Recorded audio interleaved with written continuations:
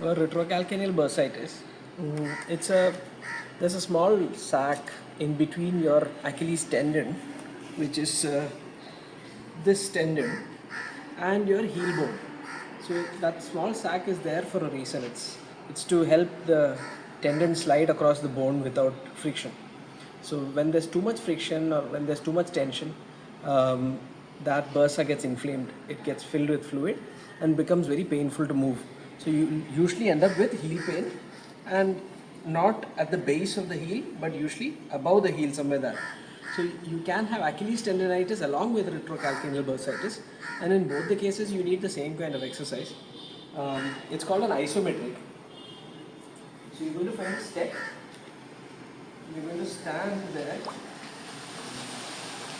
So you're going to stand at the step with your heel off the floor, and you're going to hold this position for 20 seconds. But 20 seconds is special.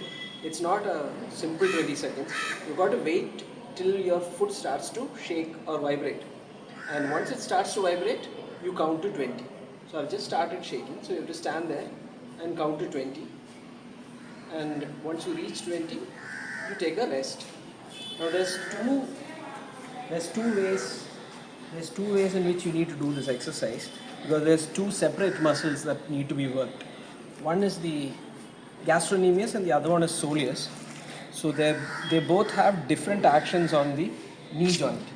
So you've got to do one exercise with the knee locked, like that, and then the other exercise is with the knee bent, but your ankle still, your heel still not touching the floor.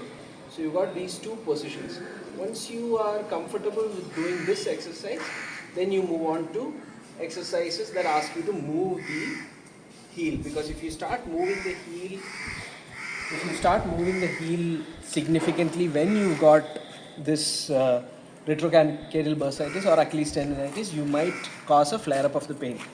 So you start off with these isometric exercises, and if that works for you, then good. And if once the isometric exercises become pain-free and your heel starts to improve, then you start thinking about doing exercises which have movement in them.